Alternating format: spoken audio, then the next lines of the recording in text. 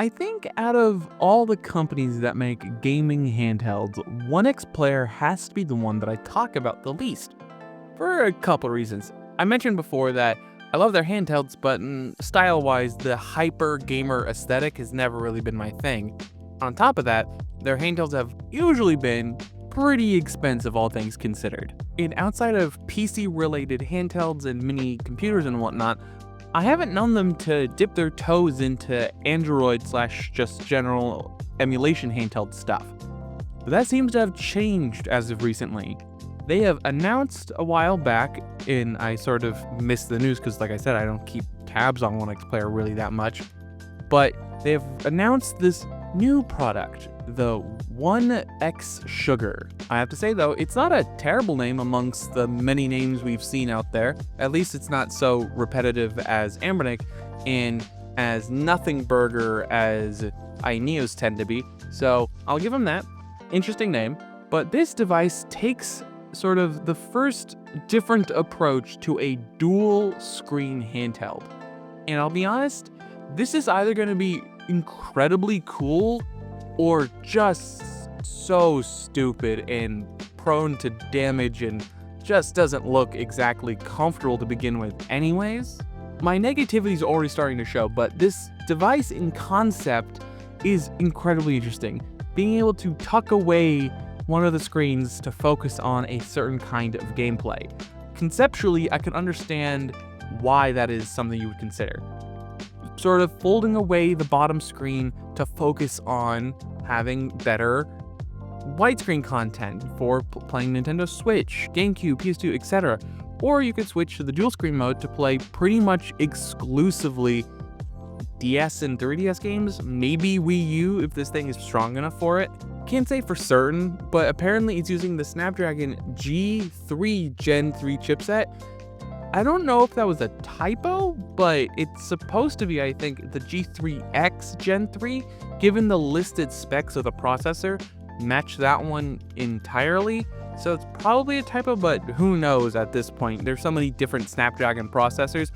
It could be a modified version, or dropping the X means it has less RAM, because at the moment we don't know anything outside of what the thing looks like and what base chipset is using. We don't know RAM configuration, storage configuration, we don't even know price at this point. Before we dip into speculation, my general thoughts on the design that it's super cool. I understand the want and sort of desire for a handheld that has dual screens. It makes playing 3DS and DS games so much easier. But right off the bat, my biggest problem with this handheld, the top and bottom screens are not the correct aspect ratio for either DS or 3DS games. The top screen will have them be stretched lengthwise, while the bottom screen will have them stretched top-wise. So the whole thing is going to look a little kind of wonky.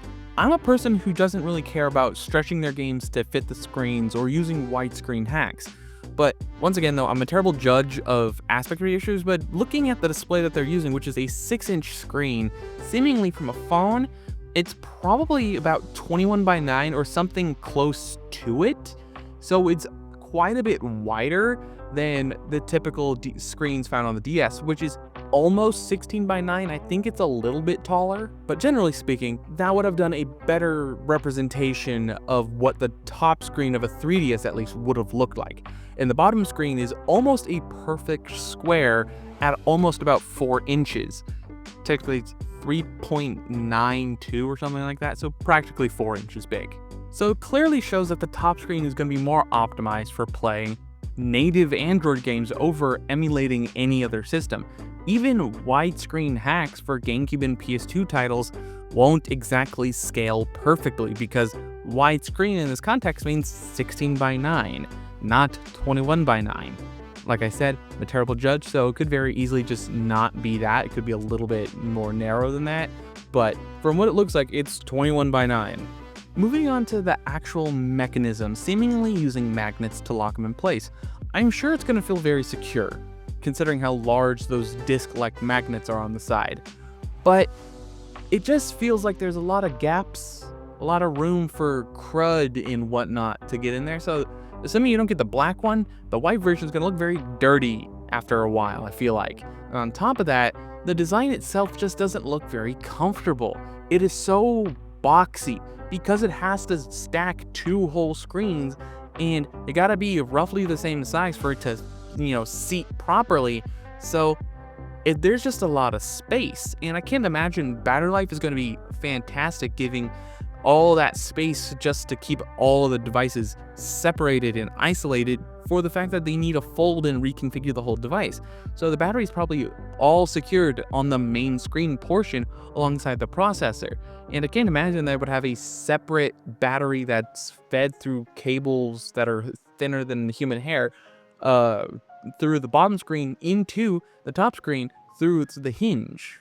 And if they do that, that'd be a nightmare for anybody to repair. Don't get me wrong, a dual screen device is something that the emulation community really wants. We finally got our hands on a PSP Go style handheld, and to finally get a 3DS attempted device, it's pretty cool, but I'm just completely apprehensive about the whole thing. Moving on to speculation on how much this thing is going to cost. It's gonna cost probably a pretty penny. Not to mention the whole reconfiguring thing, already that's probably gonna cost a pretty penny. Given how high spec this thing is with the G3X Gen 3, most devices we see with that chipset usually start at about $300, and the price is only go up from there. iNeo has a couple handhelds with its chipset. Granted, their devices are incredibly overpriced, but they range from anywhere between $400 to $600 or more. So I imagine this thing is going to cost you at least $400 to $500, given all that this thing is trying to offer. Honestly, a simple handheld with 2 screens that takes a more conventional 3DS approach would have honestly done a whole lot better in terms of ergonomics. Granted, I do understand the want to do something like this though. It does give you the option to have much better dedicated physical controls. The caveat of the 3DS style systems with the clamshell form factor, you have to make your analog sticks recess, your buttons recess a little bit more, and can't be nearly as large, and has to share all the same space with the bottom screen. So that also limits you in physical size again on top of that. So the controls tend to suffer in most 3DS style handhelds. The original 3DS got around this by having a sort of flat disc style analog stick, which is fine. I've never had any problems with it personally, but it's clear that they want a better control system than what the original 3DS had. And since you can play this both with the widescreen and with the short screen, I honestly think that the caveat and the gains you make from having full controls opposed to just having a simpler designed handheld honestly aren't worth it. You could have legitimately done a very different system by just having instead of a single, motion hinge that only goes backwards and forwards, have it on a pivot hinge where it goes backwards and forwards and spin. So you can have it sort of fold up from behind, spin it around, boom, you got a screen. You got dual screens, and then you can tuck it away when you're not using it. Honestly, that would be a much better design than this. Ergonomics could be way better. The choice of screens would be a lot better. Sure, the bottom screen would end up being either a 4:3 one or also be quite of a normal 16:9 aspect ratio. It could just end up being a smaller screen instead of a standard full screen to have a larger screen flip out from the back. I don't know. I'm not a handheld designer, but I'm just thinking that would have been a better design than this convoluted, potentially incredibly expensive version of a device that you completely engineered from scratch, conceptualized from the very beginning to be something incredibly unique, when you could have done something that is more conventional, easier to accomplish, with more parts available that would have been more accurate to the devices that you're trying to emulate the best. I would love to hear what you guys think about this down below though. Are you at all interested in a dual screen reconfigurable handheld? Because I'm very much unsure. Don't forget to leave a like, comment, subscribe, all the social media coverage down below, and last but not least, have a wonderful day.